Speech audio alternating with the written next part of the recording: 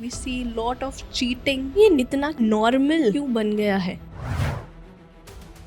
एक relationship shopping mentality भी बनती जा रही है क्योंकि इतने ऑप्शंस हैं। आप सोशल मीडिया खोलो, डेटिंग एप्स इतनी आ गई हैं। अब आप देखने जाओगे, शॉपिंग करने जाओगे तो कुछ ना कुछ तो उठा ही लोगे। एक लेडी फाउंड आउट कि उसका हस्बैंड उसे चीट कर रहा है। वो एक डेटिंग ऐप पे किसी और लेडी के साथ सेक्स चैट कर रहा है। वो उसे कॉन्फ्रंट नहीं कर पाई क्योंकि उसे लगा सिर्फ बात ही तो कर रहा है।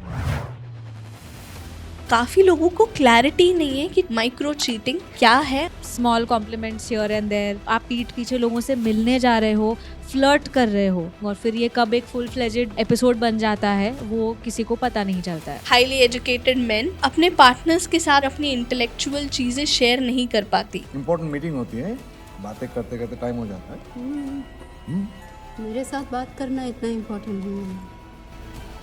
उन्हें उसी स्पेक्ट्रम में कुछ सालों बाद एक ऐसी लड़की मिलती है जिसके साथ वो कर पाते हैं। उनको वहाँ एक इंटेलेक्चुअल स्टिमुलेशन मिलने लग जाता है और एक ड्रॉप ऑफ मैसेज से बात शुरू होती है और वो चीटिंग में कन्वर्ट हो जाती है। इंसान एक रिलेशनशिप में जाता है ताकि कुछ उनकी नीड्स पूरी हो सके। अब अगर वो नहीं हो रही हैं तो सर्वाइवल के नाते ही आप कहीं ना कहीं सपोर्ट सीक आउट करोगे। आपको क्या लगता है कि डेटिंग ऐप से लोग अब थक चुके हैं? It's like pretending. बायो कैसी होनी चाहिए, फोटो कैसी डालूं, बहुत मेहनत है। वो लव लेटर वाला जमाना, इश्क मोहब्बत और एक ही के प्यार में पड़े रहते थे वाला जमाना, आपको लगता है कि घूम के वापस आएगा?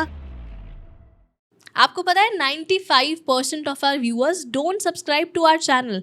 तो आगे बढ़ने से पहले सबसे पहले subscribe to our channel Aanchal Rajkumar and hocus focus shorts and clips, क्योंकि हम बहुत मेहनत कर रहे हैं, बहुत ही वैल्यू एडिंग इंफॉर्मेशनल कंटेंट आपके समक्ष लेकर आ रहे हैं। But with better numbers on our channel we will be able to have more powerful guest. So subscribe to our channel right away and press the bell button. Also आप हमें follow कर सकते हैं on Spotify for only audio experience of the show.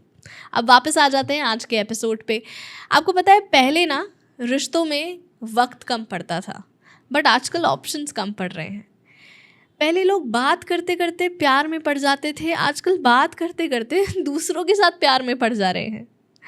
जी हाँ, आज हम बात करेंगे एक कड़वी सच्चाई की हमारी सोसाइटी की, कि क्या डेटिंग ऐप्स ने सच में रिश्तों को ईजी तो बनाया है, मगर क्या इतना इजी बना दिया है कि रिश्ते ही डिस्पोजेबल हो गए हैं। आज हम बात करेंगे कि कैसे स्वाइपिंग कल्चर और कैसे सोशल मीडिया की ईज़ की वजह से शादियां और प्यार खोखले होते जा रहे हैं। This is our relationship sequel episode with the most liked guest on our channel, psychologist Damini Grover. And मैं उम्मीद करती हूँ कि आप ये एपिसोड एंड तक देखें और इसको देखने के साथ साथ please share it in your family group. Now I will let you soak in the entire episode.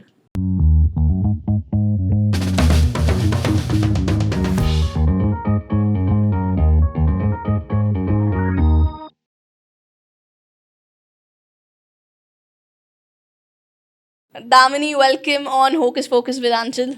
Thank you for having me once again. सबसे पहले मुझे शुरुआत करनी है एक रियलिटी से, एक कड़वी रियलिटी से जो हमारी सोसाइटी का पार्ट है, जो हम देख रहे हैं, एक्नॉलेज कर रहे हैं, मगर एक्सेप्ट नहीं कर पा रहे। और वो ये है कि we see a lot of infidelity, we see lot of cheating common हो गई है। शुरुआत करूँगी कि अभी थोड़े दिन पहले मैंने एक वीडियो सरफेस होती हुई देखी। वो वीडियो थी बांग्लादेश की, जिसमें एक बॉयफ्रेंड ने अपनी गर्लफ्रेंड को कैफ़े में बुलाया और उसके साथ उसके 7 अलग बॉयफ्रेंड्स को भी बुलाया, बिकॉज़ ही फाउंड आउट कि वो 6 लोगों को एक साथ डेट कर रही थी, तो बाकी 5 लोगों को भी बुलाया। एंड वो 5-6 लोग एक साथ मिले एंड वो उसे सरप्राइज़ दे रहा था। तो जब उसने उसके रिबन खोला एंड शी सॉ कि सब है यहाँ पे, तो उसका पर्दाफाश हो गया। एंड दैट वीडियो सरफेस्ड एंड वो कॉमेडी वीडियो में की तरह परसीव की जा रही थी, मगर that depicts the harshest realities of today's time, कि आज की जनरेशन के लिए कितना ज़्यादा कॉमन हो गया है, आम हो गया है, नॉर्मल हो गया है। तो सवाल ये है कि क्या सच में आजकल लड़कियां ज़्यादा चीट कर रही हैं लड़कों से? That's a very loaded question कि क्या लड़कियां ज़्यादा चीट कर रही हैं लड़कों से। उसके लिए हमें कायदे से तो स्टैटिस्टिक्स और रिसर्च पे जाना चाहिए रादर देन कोई भी ऐसा नंबर या परसेंटेज ऐसे ही फ्लोट कर देना। लेकिन मेरा टेक इसमें ये है कि चीटिंग कोई नया फिनोमेना नहीं है, इनफिडेलिटी कोई नया टर्म नहीं है, ये तो सदियों से चला आ रहा है। बस जैसे बहुत सारी चीज़ों के बारे में हम पहले बात नहीं करते थे, टर्म्स खुले में यूज़ नहीं होते थे, अब वो होने लगे हैं। नंबर्स पे ना जाके समझने वाली बात ये है कि चीटिंग हो क्यों रही है, राइट? मुद्दा तो कोर ये है ना, नंबर्स पे देख के आप क्या क्या कर लोगे उसका, कभी कोई ज़्यादा करेगा, कभी कोई ज़्यादा करेगा। तो हाँ, एक बहुत हार्श और एक बहुत अनप्लेजेंट रियलिटी है कि रिश्तों में ये होता है। रीज़न चाहे जो भी हो, पर ये नहीं होना चाहिए, क्योंकि मोस्ट इम्पॉर्टेंटली आप जाने अनजाने सामने वाले को भी दुख दे रहे हो। और जिनके साथ इस तरीके की चीज़ें होती हैं, अक्सर लोग ये रियलाइज़ नहीं करते कि ये भी अपने में एक फुल फ्लेज ट्रॉमा बन सकता है, क्योंकि वो जो रिसीविंग एंड पे है उनका तो वो पूरा ट्रस्ट तोड़ देता है। उनका एबिलिटी टू किसी और पे भरोसा करना, अपने आप को फिर से एक रिलेशनशिप में इन्वेस्ट करना, उनकी सेल्फ वर्थ अपने पर जो विश्वास है वो पूरी तरीके से हिल जाता है। तो इसीलिए जस्ट बिकॉज होता आ रहा है इसका मतलब ये नहीं है कि होना चाहिए। नहीं होना चाहिए, हम सबको पता है, मगर हो रहा है ये भी हम सबको पता है। मेरा सवाल ये है कि ये नॉर्मल इतना क्यों बन गया है? ऐसा नहीं है कि मैंने पापा की जनरेशन में चीटिंग होते हुए नहीं देखी। I have seen men of my brother's generation cheating. I have seen mostly men and women of my generation and Gen Z's generation cheating. अब मैंने सबको देखा है चीट करते हुए, हर जनरेशन के व्यक्ति को, तो मुझे पता है कि ये कंसेप्ट तो सब में लागू होता है। ऐसा नहीं है कि अब के लोग कर रहे हैं, पहले भी करते ही थे, बट पहले पकड़े नहीं जाते थे, पहले सोशल मीडिया नहीं होता था, और पहले इतने नज़र में नहीं आते थे, पहले बहुत हश हश होता था। अब इट्स वेरी नॉर्मल, एक्सेस भी है लोगों के पास। तो नॉर्मलसी क्यों आ गई है? इसका क्या रीज़न है कि cheating is very normal these days? पहले और अब में फ़र्क ये आ गया है कि अब हमारे पास सोशल मीडिया है, तो हमें सब कुछ दिखता है, जैसे आपने बोला। ऐसा नहीं है कि ये चीज़ें पहले एग्जिस्ट नहीं करती थी, लेकिन लोगों का फोकस हमेशा इन चीज़ों को अंदर दबा के रखना होता था कि लोग क्या बोलेंगे, इज़्ज़त ख़राब हो जाएगी। एंड ऑल्सो प्रीवियस जनरेशन और करंट जनरेशन में जो एक बहुत बड़ा डिफरेंस है कि शादी को बचाने पे फोकस बहुत ज़्यादा था, राइट? क्योंकि शादी करा लेना, सही एज पे शादी करा लेना, उसके बाद एक लंबी शादी हमेशा से ही एक हॉलमार्क माना गया है एक अच्छी फैमिली का और एक अच्छी शादी का, कि रिश्ता कितना लंबा चल सकता है, उसके अंदर चाहे जो मर्जी हो रहा हो। लेकिन सोसाइटी को दिखाने के लिए हमारी एक हमारा एक लंबा रिलेशनशिप होना चाहिए, और हम हमेशा हंसते खेलते दिखाई देने चाहिए, बच्चे टाइम पे हो जाए, बच्चे सेटल हो जाएं, वो फोकस वहाँ होता था। इसीलिए अगर कोई शादी में परेशान है, कोई घुट रहा है, कंपैटिबिलिटी इश्यूज हो रहे हैं, यहाँ तक कि अगर अब्यूज़ भी हो रहा है शादी में, तो भी उसको दबा के रखा जाता था। इंसान एक रिलेशनशिप में जाता है या एक पार्टनर चाहता है ताकि कुछ उनकी नीड्स पूरी हो सके। अब अगर वो नहीं हो रही हैं और आप फंस चुके हो, तो सर्वाइवल के नाते ही आप कहीं ना कहीं सपोर्ट सीक आउट करोगे। और इस समय हम राइट रॉन्ग की डिबेट नहीं कर रहे हैं, हम जस्ट एक पॉसिबल रीज़न की बात कर रहे हैं। अब अगर हम करंट रियलिटी से कॉन्ट्रास्ट करें, सब कुछ बदलता जा रहा है, बहुत जल्दी जल्दी बदल रहा है, राइट? एक चीज़ बहुत अच्छी है कि लोग अब एक रिलेशनशिप को उससे नहीं नाप रहे कि वो कितना लंबा चला है, कि हम कितने सालों से हम साथ हैं, राइट? लेकिन लोग उसकी क्वालिटी को जज करना अब शुरू कर रहे हैं, जिसके न्यूएंसेस के बारे में हम आगे और बात करेंगे कि what does it actually mean when we say कि क्वालिटी रिलेशनशिप है। बट हैविंग सेड दैट, एक जो दूसरा चेंज और आ रहा है कि एक रिलेशनशिप शॉपिंग मेंटालिटी भी बनती जा रही है, क्योंकि इतने ऑप्शंस हैं। आप सोशल मीडिया खोलो, पता नहीं कितने लोगों का अकाउंट है, हर कोई अपने अकाउंट पे trying to look their best, dating apps इतनी आ गई हैं। आपका इंटेंशन अगर नहीं भी है to look out for a partner, you are in a relationship, लेकिन आपने ऐप खोली, आप टाइम पास में चले गए, आप क्यों कर रहे हो टाइम पास? क्योंकि सब अपने फोन से इतना एडिक्टेड हैं। जैसे होता है ना, मार्केट में क्या है, चलो नया देखते हैं। अब आप देखने जाओगे, शॉपिंग करने जाओगे तो कुछ ना कुछ तो उठा ही लोगे वाली बात हो जाती है ना, क्योंकि आप सोच समझ के तो कर नहीं रहे हो। बाद में आप सोचोगे यार ये मैं क्यों लेके आई, मुझे जरूरत ही क्या इसकी। It's the same thing which is happening in relationships also. तो पार्टनर तो है, लेकिन और क्या ऑप्शन है दुनिया में, और क्या हो रहा है, अरे उसका पार्टनर ऐसा है, तो हम कंपेयर भी करने लग जाते हैं। हमें लगता है कि दूसरों की लाइफ हमारी लाइफ से बेटर है, जिसके चक्कर में हम और शॉपिंग मोड में चले जाते हैं। और कब हमारे ही हाथ से बात आगे निकल जाती है हमें पता ही नहीं चलता।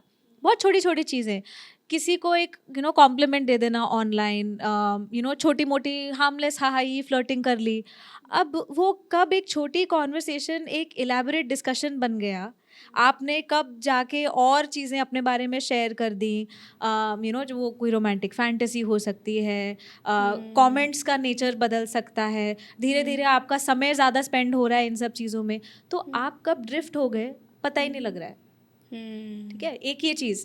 दूसरा, क्योंकि हमारे पास इतने ऑप्शंस हो गए हैं आज, एक माइंड में ये भी रहता है कि अरे कुछ मिस तो नहीं हो रहा, फियर ऑफ मिसिंग आउट, जिसकी वजह से आप फिर शॉपिंग करने चले जाते हो। ठीक है, और आपका पूरा ध्यान जो आपके पास है, आपका रिलेशनशिप है, आप उसे कैसे रखना चाहते हो, क्या चाहते हो, उस सब से हट जाता है। मुझे ऐसे लगता है कि how you behave one way is also determines कि how you behave in other areas of your life. जैसे आपने बोला ना कि आप का मन कर जाता है और आपको चाहिए भी नहीं होती है वो चीज़ और आप ले आते हो, तो मैं तो बता दूं भाई, आई डू इंटेंशनल शॉपिंग।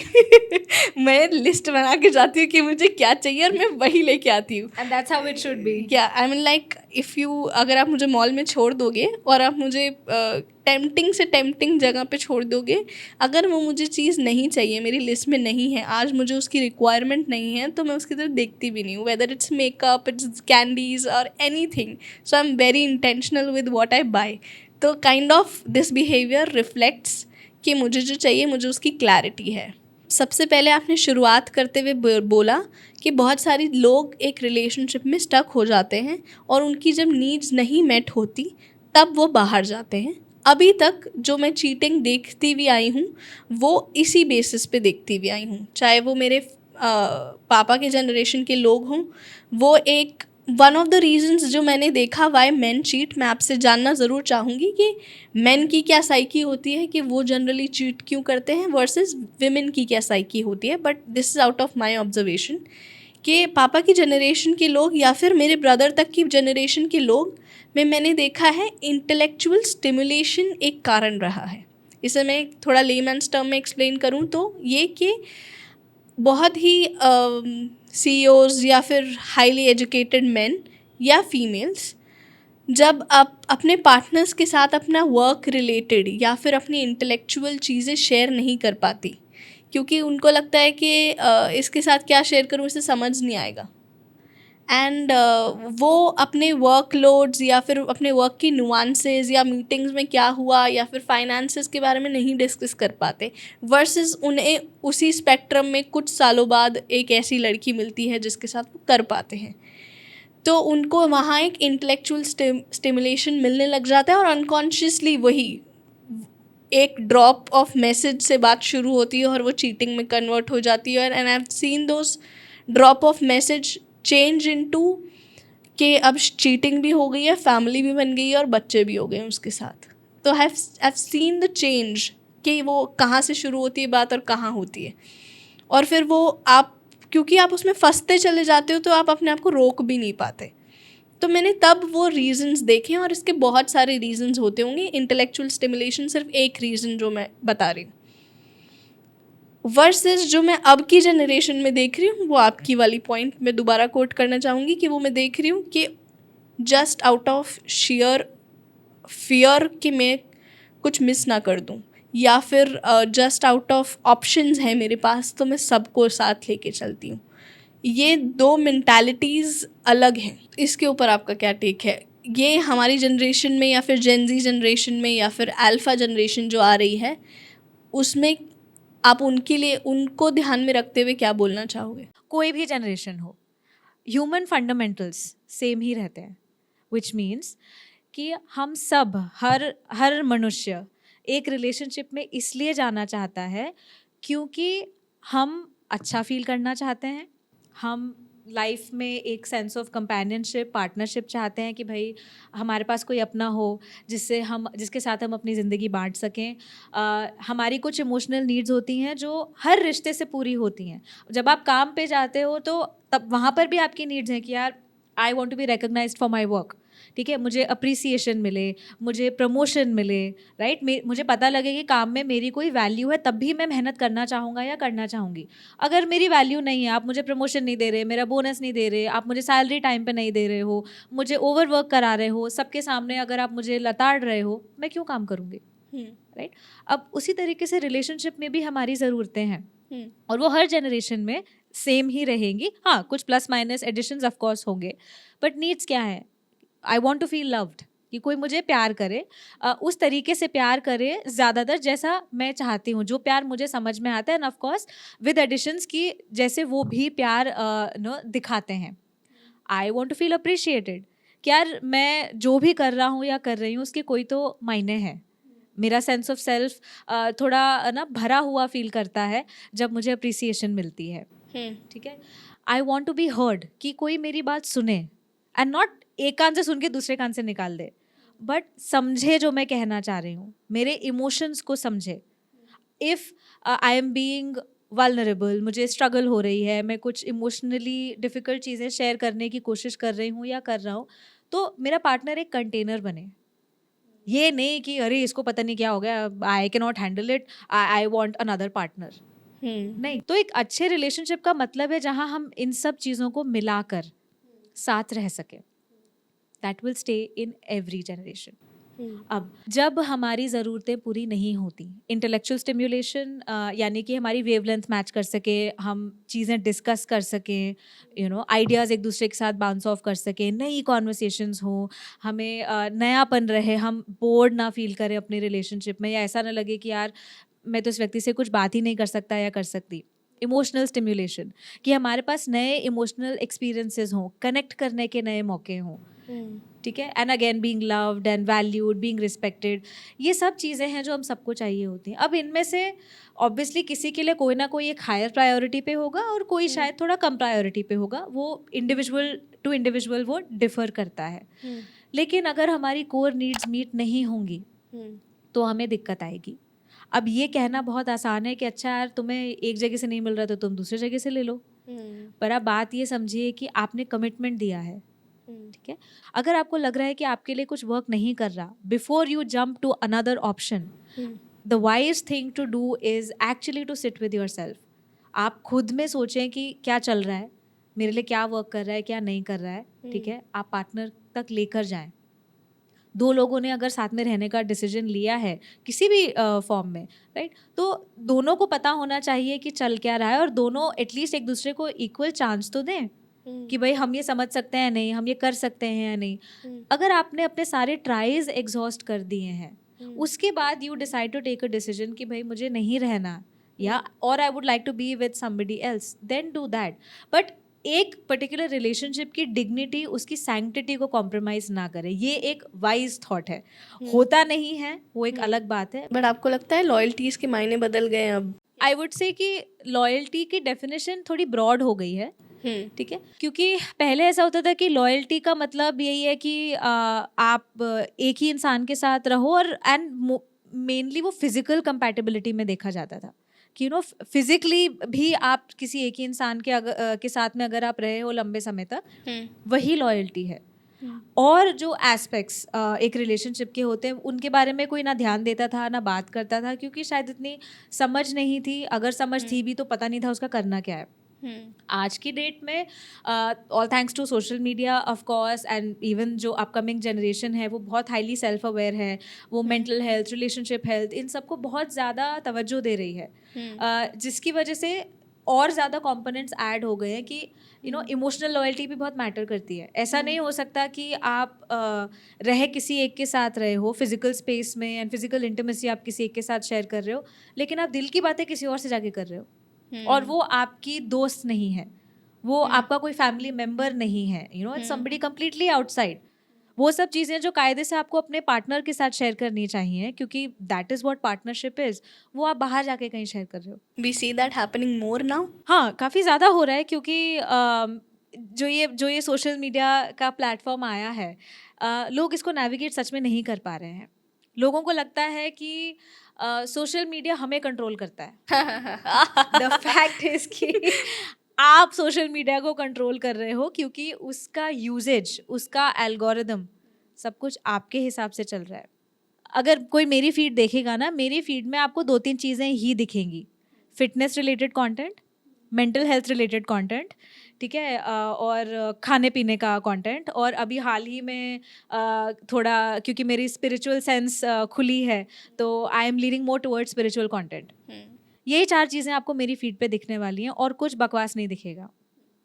क्यों है ऐसा? ऐसा तो नहीं है कि देखती हूँ, एग्जैक्टली देखना वही पसंद करती हूँ, क्योंकि मैं वही देखना पसंद करती हूँ, मैं रिपीटेडली वही देखती हूँ, तो एल्गोरिदम को भी समझ में आ रहा है कि अच्छा, ये इसको ये वाला कंटेंट पसंद है, तो हम ये वाली रील्स दिखाते हैं या ये वाला पोस्ट दिखाते हैं। ऐसा नहीं है कि नॉनसेंसिकल कंटेंट मेरी फीड पे नहीं आता या मैंने एक्सीडेंटली कभी देखा नहीं है, बट मैंने घंटों घंटों उस पर स्पेंड नहीं किए।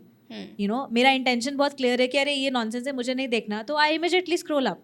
So what is the message that I am giving to the algorithm, that this is not the kind of content that I want to see, right? तो कौन कंट्रोल कर रहा है? मैं ही तो कर रही हूँ, right?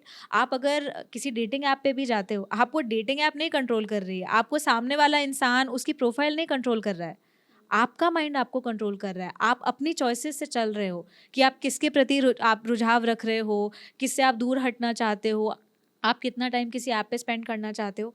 It's all you, right? But human beings की टेंडेंसी है ना to attribute everything to externals, कि हमारे कंट्रोल में नहीं है, हमारे साथ चीज़ें हो रही हैं, बट एक्चुअली ऐसा नहीं है, क्योंकि सब कुछ आपके साथ हो नहीं रहा है। बहुत कुछ ऐसा है जो आपके दायरे में है, आप उसे मैनेज, कंट्रोल, रेगुलेट सब कर सकते हो, एंड इट टेक्स इंटेंशन। लगा काफ़ी लोगों के दिल पे। आपको क्या लगता है कि सोशल मीडिया डेटिंग ऐप से या मैट्रिमोनियल साइट से लोग अब थक चुके हैं? हाँ, एक सेंस ऑफ फटीग तो बिल्कुल आ रहा है, क्योंकि लोगों को भी रियलाइज़ हो रहा है कि you know it's not working. I want to tell you another incident. Before this podcast, I called up all sorts of people. So I called up my Gen Z bhai behan, I called up my friends who are on dating apps and on matrimonial sites.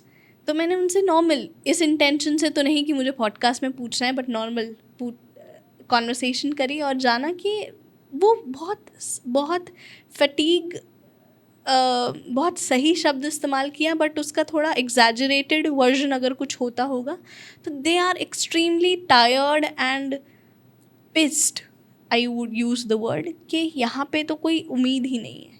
ठीक है, इतने सारे dating apps हैं, सबकी अपनी अपनी marketing है, मगर सब जगह सेम दही घुल रही है। ठीक है, एंड मैट्रिमोनियल साइट्स पे भी वही हो रहा है।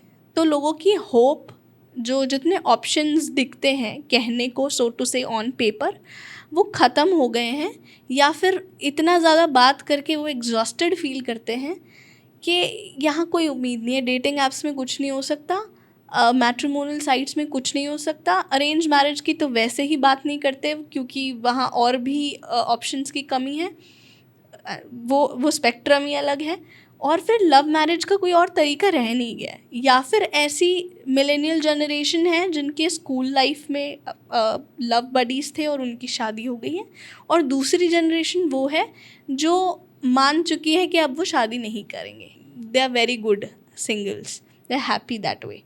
और तीसरे लोग वो हैं जो ट्राई बहुत कर चुके हैं और बहुत ज़्यादा पिस्ड ऑफ हैं। उसकी वजह से होता क्या है कि अगर उन्हें कोई एक्चुअल में रियल पार्टनर मिलता भी है, तो वो अब सेम एफर्ट्स उनके अंदर लगाने की क्षमता ख़त्म हो चुकी है कि अब नहीं हो पाएगा हमसे, अब हमने बहुत ट्राई कर लिया। जब आपके पास बहुत सारे ऑप्शंस होते हैं, too many things to choose from, तो फ़ायदा भी और नुकसान भी है। फ़ायदा है कि अरे इतना कुछ है, बट नुकसान क्या है कि दिमाग भी उतना ही चलाना पड़ेगा, उतना ही एनालिसिस करना पड़ेगा, राइट? तो सबसे पहले तो एक डिसीजन फटीग आ जाता है कि यार इतने प्लेटफॉर्म्स हैं, इतने सारे लोग हैं, राइट? अब मैं किससे बात करूँ, मैं कैसे बात करूँ, that's one thing. Second, decision fatigue का एक और एलिमेंट ये भी है कि हर बार जब आप अपनी प्रोफाइल बनाते हो या हर बार जब आप किसी इस तरीके के प्लेटफॉर्म पे जाते हो, initially it's like you are pretending, you know. बहुत कम लोग हैं जो who are very comfortable with themselves. तो ऐसा लगता है कि यार एक प्रोफाइल बनानी है दिखाने के लिए, वही अपने में एक मेहनत है. बायो कैसी होनी चाहिए, फ़ोटो कैसी डालूं, अपने बारे में क्या लिखूं कि बहुत ज़्यादा नीडी क्लिंगी ना साउंड करे या बहुत ज़्यादा टर्निंग ऑफ भी ना हो. बहुत मेहनत है. इनफैक्ट इससे बात करते हुए मुझे ध्यान आया, अभी कुछ दिन पहले ही this client of mine, Gen Z client, shared with me कि how they were on a dating app and वो हर 6 महीने में डेटिंग ऐप पे जाते हैं. उसके बाद में वो परेशान हो जाते हैं कि कुछ मिल नहीं रहा, कुछ हो नहीं रहा, बंद हो जाता है, फिर दोबारा शुरू हो जाता है. So anyway, and how somebody gave him an advice कि डायरेक्टली कॉम्प्लीमेंट मत दिया करो डेटिंग ऐप पे जाके. अच्छा. अगर आप किसी से बात कर रहे हो तो कॉम्प्लीमेंट मत दो सीधा. And he was like but क्यों? अगर मुझे लग रहा है कि यार आपकी शक्ल सुंदर है या आपकी स्माइल अच्छी है या आपका कोई एक एट्रीब्यूट अच्छा है, मैं तो जेन्युइनली कॉम्प्लीमेंट कर रहा हूँ, इससे तो इंसान को खुशी मिलनी चाहिए ना. बहुत नॉर्मल सी लॉजिकल बात है. बट जो एडवाइस मिली वो है कि नहीं भाई, शुरू में ये सब मत किया करो, you need to play hard to get, and maybe तुम थोड़ा मजाक बना दो या उनके ऊपर कोई जोक वोक मार दो, that has a higher chance of working. Oh my God. And Strategies. बिल्कुल. कितना दिमाग लगता है ये सोचने में. अब मैं भी हाँ. सोच रही थी यार कैसे, मतलब अगली बार कॉम्प्लीमेंट नहीं दें क्या किसी को, तो मैं आंचल को कॉम्प्लीमेंट देने से पहले मुझे स्ट्रैटेजी बनानी पड़ेगी. इसी it has become so complicated. यार अच्छा लग रहा है तो बोल दो ना. And see that is the whole point. क्यों फटीग आ रहा है? क्योंकि हम इतना प्रिटेंड कर रहे हैं, हम इतना एनालिसिस में जा रहे हैं, और जो चीज़ें एक्चुअली किसी के साथ एक कनेक्शन बनाती हैं, प्लेटफॉर्म चाहे जो मर्जी हो, वो तो हम कर ही नहीं रहे. पहली चीज़. दूसरी चीज़, most people like I said earlier, वो शॉपिंग मेंटालिटी से जा रहे हैं. पता नहीं है क्या चाहिए. ठीक है, जिंदगी में खाली हो, खालीपन से जूझ रहे हो, अपने घर से खुश नहीं हो, अपने काम से खुश नहीं हो, इजी एस्केप और डिस्ट्रैक्शन चाहिए, तो चले जाओ ऐप पे. किसी ने कुछ हंस के बात कर ली, चाहे फेक कॉम्प्लीमेंट ही दे दिया हो, फेक इंटरेस्ट दिखा दिया हो, चाहे 2 दिन बाद वो तुम्हें घोस्ट ही कर दें, ठीक है, बट वो थोड़ा छोटा सा हिट जो मिलता है उसके लिए पड़े रहेंगे डेटिंग ऐप पे. अब बात आती है कि अरे फिर प्लेटफॉर्म्स कहाँ से लाएं, हम कैसे मिले लोगों से? सोशल मीडिया से पहले, डेटिंग ऐप से पहले लोग मिलते नहीं थे क्या? शादियाँ नहीं होती थी, लंबे रिलेशनशिप्स नहीं होते थे, लिव इन कोई नया कॉन्सेप्ट तो है नहीं, क्या लोग ये सब किया नहीं करते थे? तो कहाँ से मिलते थे उनको लोग? अचानक आप एक दिन उठे और भगवान जी ने एक इंसान प्रकट कर दिया? नहीं, लोग बाहर जाते थे, लोग एक दूसरे से मिलते थे, कम्युनिटी बहुत स्ट्रांग थी, और एक सोशल फिजिकल कम्युनिटी. अभी ऑनलाइन कम्युनिटी का ज़माना है, ठीक है, बट तब सोशल कम्युनिटी स्ट्रांग हुआ करती थी. तो आप अपने फ्रेंड्स के घर गए, रिलेटिव्स के घर गए, ग्रुप एक्टिविटीज़ हुआ करती थी. पहले कितनी हॉबी क्लासेस और ये सब. आज कौन बात करता है? और सब कुछ ऑनलाइन है यार. ऑनलाइन 30 सेकंड 1 घंटे की मीटिंग में तुमको इंसान के बारे में क्या पता चलेगा? I tell you something very funny, this happened with me. Okay. तो कोविड के टाइम पे सब कुछ ऑनलाइन शिफ्ट हो गया, ठीक है, तो कर रहे हैं हम ऑनलाइन काम. और मैंने बहुत ट्रेनिंग्स करी उस समय पे. तो एक ट्रेनिंग के दौरान मतलब जब लॉकडाउन खुला तो उसके बाद उसी ग्रुप से हम मिलने के लिए गए पुणे में, रियूनियन या कुछ, आई डोंट रिमेंबर, बट कुछ तो था, ठीक है. और जो मेरे ट्रेनर्स थे जिनके साथ मेरा आई लव देम इमेंसली, मैंने उनको सिर्फ स्क्रीन पे देखा था. पहले दिन जब मैंने उनको देखा face to face offline training में, मेरे मुंह से ये निकला, अरे आप लोग तो इतने लंबे हो, I never realised. And they started laughing. They said ये क्या बात है? And you know it struck me कि सिर्फ इतना पोर्शन दिखता है ना, तो मुझे तो स्ट्राइक ही नहीं कर रहा कि यार कोई 6 फुट का भी हो सकता है, कोई 5-10 का भी हो सकता है. True that. So what I'm trying to tell you is कि आपको ऑनलाइन टेक्स्ट मैसेज पे, वीडियो कॉल पे कितना पता लग जाएगा? सही में तो पता तब लगेगा जब आप किसी के साथ फिजिकली समय बिताओगे. Very true. और आजकल हम ये कहाँ कर रहे हैं? हमें सब कुछ जल्दी चाहिए. फटीक भी इसलिए है क्योंकि चटमंगनी पटबिया वाला हिसाब है ना, हम ऑनलाइन में भी वही घुसाने की कोशिश कर रहे हैं कि बस मुझे पार्टनर लाइफ लॉन्ग आज ही मिल जाए और इसी व्यक्ति में मुझे सब कुछ मिल जाए।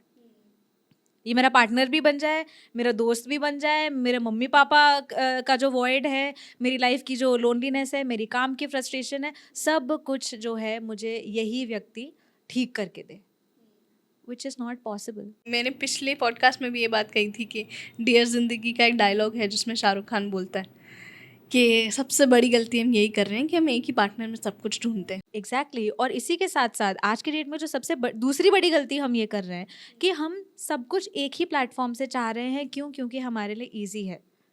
मजाल है कोई घर से बाहर निकल जाए। तो आपको लगता है कि वो वाला समय जो पुराना समय होता था जब लड़का एक लड़की को देखता था और रिक्शे पे कहीं टकरा गई या फिर कभी ट्यूशन में मिल गई और फिर वो चेस करता था, and it's not just offend नहीं होने की बात है कि लड़का लड़की का एग्जाम्पल दे रही हूँ, बस पुराना एग्जाम्पल दे रही हूँ, लड़की भी कर सकती है, ठीक है। सो डोंट गेट ऑफेंडेड कि लड़का ही क्यों चेस करे, यहाँ पे कमेंट्स आ जाएंगे अभी नीचे।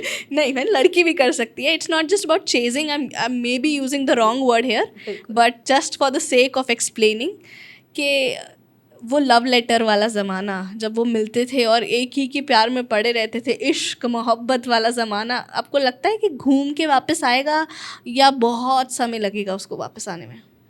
अब मेरे पास अभी तक प्रिडिक्टिव पावर्स तो नहीं आई हैं तो मैं ये तो नहीं प्रिडिक्ट कर सकती कि ये समय आएगा या नहीं आएगा या कब आएगा, कौन से युग में आएगा, ये सब मुझे नहीं पता। जब मैं वहाँ पहुँच जाऊँगी तो मैं बता दूँगी।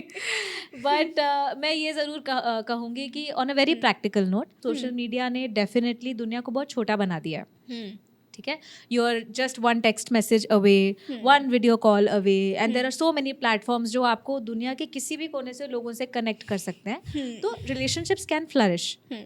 बट ये कहना कि हमें सब कुछ ऑनलाइन मिल जाए, प्रॉब्लम ये है क्योंकि एक्चुअल कनेक्शन जब तक आप किसी के साथ फिजिकली समय नहीं बिताओगे, उनकी आप दोनों के बीच का एनर्जी एक्सचेंज कैसा है, ठीक है, आप उनके साथ कैसा फील करते हो।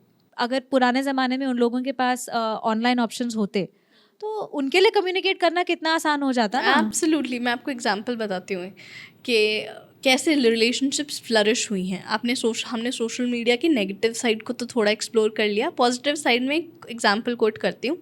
आज से 2007 या 8 में पापा यूरोप गए थे एंड तब व्हाट्सएप नहीं आया था, ठीक है। तब पापा से हम अगर बात करने जाते थे तो हमारी नॉर्मल कॉल्स थी, तब ISD भी नॉर्मल फ़ोन्स में अवेलेबल नहीं होती थी। एंड मम्मा और मैं हमारे घर के पास वाले एक ISD बूथ पे जाते थे, वहाँ पे हम 90 रुपये की एक कॉल मिलाते थे। उसी समय पे पापा से मेल पर बात करके, ओवर Gmail बात करके कि ये वाले समय हम ISD पे कॉल करेंगे तो आप पापा उस समय अवेलेबल होंगे, उनकी रिहर्सल्स नहीं होंगी, उनका शो था वहाँ पे। और फिर वो फ़ोन उठाते थे and we used to talk him for a minute और 2, एंड 2-3 मिनट भी बात होते थे, 200-300 रुपये लग जाते थे। और उस समय एकदम क्वालिटी बात होती थी। आपको पता है कि आपके पास कम समय है, उनके पास कम समय है, और जहाँ पे वो हैं वहाँ पे और भी लोग खड़े हैं। तो वो वैसे हम नेविगेट करते थे 2007 और 8 में। उसके बाद अब हम पापा इंटरनेशनल शोज़ के लिए जाते हैं तो हम 1 मिनट नहीं लगता है ना, तो वहाँ लॉन्गिंगनेस थोड़ी कम हो गई। पहले बहुत ज़्यादा लॉन्गिंगनेस थी, ठीक है, कम्युनिकेशन में दिक्कत भी मान सकते हो इसे। अब आप इसी चीज़ को पॉजिटिव तरीके से अगर लोगे तो ले सकते हो कि लॉन्गिंगनेस ज़्यादा होती थी, कम बात होती थी तो ज़्यादा प्यार था। बट अब इसे नेगेटिव ये भी ले सकते हो कि अब उन्होंने कम्युनिकेशन सॉल्व कर दिया है कि दो लोगों को बहुत आसानी से सोशल मीडिया ने मिलवा दिया है। अब आपको उतनी लॉन्गिंगनेस नहीं होती है, उसका एक साइड इफ़ेक्ट है। Which is of course true, but I think going back to your question, need of the hour is conscious relationships. ठीक है कि intentionally हम सोचें कि हम किस तरीके का रिलेशनशिप चाहते हैं, किस तरीके का पार्टनर चाहते हैं, और फिर हम मेहनत करें उस रिलेशनशिप को अच्छा बनाने की। Last night I went for a dinner with the whole family, ठीक है, it was a huge extended family dinner. तो बहुत सारे ऑप्शंस थे, ठीक है। तो we went in a hotel, it was a buffet system, and पूरा घूम के आई मैं कि क्या क्या है। एंड उसके बाद मैंने बस 4-5 चीज़ें ली एंड अपने टेबल पे ला के रख दी, एंड मैं धीरे धीरे बैठ के उसको खाई। Everybody was coming up to me, तूने ये खाया, तूने ये खाया, तूने ये खाया। इट्स लाइक मैंने नहीं खाई, मुझे क्या खाना है, जो मुझे खाना था मैं ले आई, मेरे को और कुछ नहीं खाना है। तो फिर उसके बाद जब हम उठे टेबल पे तो one of my relative said कि इतना सारा खाना था मगर मज़ा नहीं आया। इसलिए कहा कि इतना सब कुछ खाना है आपको, तो अब कैसे मज़ा आएगा आपको। And then I could relate that example just now कि इतना सब कुछ है, उनको सब खाना था, जो भी काउंटर्स पे लगा हुआ था उन्हें सब खाना, तो फिर वो मज़ा कैसे आएगा। मुझे पता था कि मुझे क्या खाना है और मैं गरम गरम लेकर आकर मैंने इन्जॉय किया अपनी पूरी मील्स। कम खाया, दूसरी साइड देखा भी नहीं, तो मुझे फोमो नहीं हुआ कि क्या मिस हो गया है, बिकॉज आई वॉज क्लियर कि मुझे यही खाना है। And that is how it should be in relationships, you know. जब हम सभी चीज़ों के पीछे भागना शुरू कर देते, ये भी चाहिए, ये भी चाहिए, ये भी चाहिए, एसेंशली हम एक प्लेस ऑफ इनसिक्योरिटी और डर से ऑपरेट कर रहे हैं। क्योंकि जो इंसान अपने में संतुष्ट है, जो अपनी चॉइसेस से संतुष्ट है, अपने लाइफ उनको लगता है कि you know I am in charge, तो वो 4 चीज़ों में भी खुश रहेंगे। अगर उनको 4 का 10 करना है, वो 10 भी करेंगे और उनको एन्जॉय भी करेंगे। ऐसा नहीं लगेगा कि अरे ज़्यादा हो गया, right. So it's about how, again घूम फिर के चीज़ें सेल्फ पर ही आती हैं eight the end of the day. तो आजकल का जो टाइम है बहुत इनसिक्योरिटी भरा हुआ है। कुछ भी देख लो, वो कहीं ना कहीं आपके अंदर कुछ ना कुछ एक स्पार्क कर ही देगा, जिसकी वजह से ये सारे बिहेवियर्स जो हैं पनप रहे हैं। ये इनसाइट एक साइकोलॉजिस्ट ही दे सकता है क्योंकि आपकी रिलेशनशिप की क्वालिटी और हेल्थ भी स्टार्ट होती है आपसे। बिल्कुल। Wonderful, that's a good takeaway. बीच में आपने कहीं बोला था कि आप हल्का सा टेक्स्ट डालते हो, कॉम्प्लीमेंट करते हो, फ्लर्टी मैसेज डालते हो। उससे मुझे एक केस याद आया। रिसेंटली हमने एक पॉडकास्ट में बात भी की थी, डाइवोर्स पॉडकास्ट में। One of the reasons was this only. हम इसको माइक्रो चीटिंग कहते हैं और मैं चाहूँगी कि आप इसे लेमैन्स टर्म में एक्सप्लेन करो। बट एक लेडी का केस है जिस शी फाउंड आउट कि उसका हस्बैंड उसे चीट कर रहा है। कैसे फाउंड आउट? कि वो एक डेटिंग ऐप पे किसी और लेडी के साथ सेक्स चैट कर रहा है। एंड देन वो काफ़ी हफ्ते या महीने तक उसे कॉन्फ्रंट नहीं कर पाई, क्योंकि उसे लगा सिर्फ बात ही तो कर रहा है। यू सी, अगर आप और मैं जैसे लोग देखते हैं तो हम डर जाते कि भाई दिस इज़ श्योर चीटिंग। मगर काफ़ी लोगों को क्लैरिटी नहीं है कि चीटिंग क्या है और क्या नहीं है। इसलिए I want you to explain कि जो नया टर्म जिसको हम एक टर्मिनोलॉजी दे रहे हैं, माइक्रो चीटिंग, उसमें क्या क्या आता है, लोगों के रेफरेंस के लिए एक बार बता दो। देखो, माइक्रो चीटिंग का सिंपल अगर हम ब्रेक डाउन करें, माइक्रो मतलब छोटा एंड चीटिंग मतलब कोई भी ऐसी चीज़ जो आपको पता है आपको नहीं करनी चाहिए, वो नुकसानदायक है और आप कर रहे हो, ठीक है। अब ये रिलेशनशिप में कैसे अप्लाई होती है? Small compliments here and there. आपके सोशल मीडिया में you know you are committed, you have a partner, लेकिन आपकी बहुत सारी प्रोफाइल्स हैं जिनको आप स्क्रॉल करते रहते हो। आप रिलेशनशिप में होने के बावजूद भी, आपकी शादी नहीं हुई, दैट डजंट मैटर, बट आपके पास एक पार्टनर है, लेकिन आपने डेटिंग एप्स भी साइड में खोल रखी हैं। आप लोगों को मैसेज कर रहे हो और आप उनसे यू नो रोज़मर्रा की बातें नहीं कर रहे हो, आप पर्सनल इंटीमेट चीज़ों के बारे में बात कर रहे हो, जो कायदे से एक पार्टनर के साथ होनी चाहिए। और हर व्यक्ति को अंदर से ये पता होता है, क्यों मैं किसी बाहर वाले के साथ जाके सेक्स चैट करूं जब मेरे पास पार्टनर है? इसीलिए तो है ना पार्टनर, ताकि मैं इंटीमेट चीज़ें अपने पार्टनर के साथ कर सकूं। अब मुझे बाहर जाके ये क्यों करना है? ये तो this is clearly violating a relationship ना।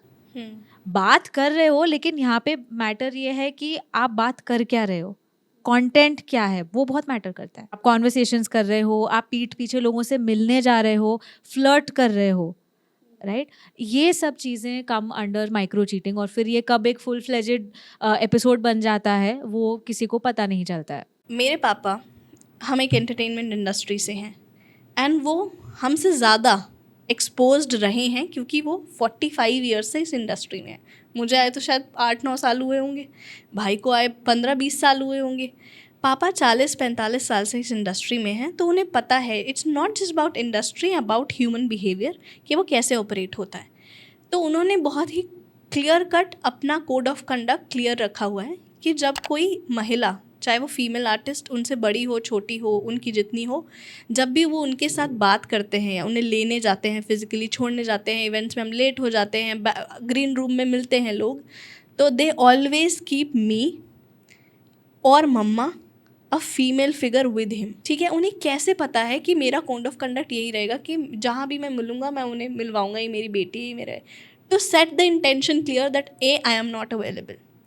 बी, जब उनको प्रपोजिशंस आते हैं या लोग उन्हें टेक्स्ट करते हैं, उनसे बात करना चाहते हैं, दो इंटेंशंस होते हैं। एक तो you see them as a figure, magician है, पब्लिक पर्सन है, तो people are in awe of him and they text him. दूसरी इंटेंशन अंडरलाइनिंग ये भी होती है फ्लर्ट की। एक इतने बड़े इंसान को भी अगर फ्लर्टिंग मैसेजेस आ रहे हैं तो उसने अपना कोड ऑफ कंडक्ट क्लियर रखा हुआ है। ईदर वो एक मैसेज उनका बना हुआ है वो बनाकर भेज देते हैं, they are not interested, B he blocks. And यही कोड ऑफ ऑनर उन्होंने हमें और मेरे भाई में और मुझ में इम्बाइब किया है। तो मुझे पता था कि ऑल दीज ईयर्स मुझे किसी को एंटरटेन नहीं करना, वो मेरी राह ही नहीं है।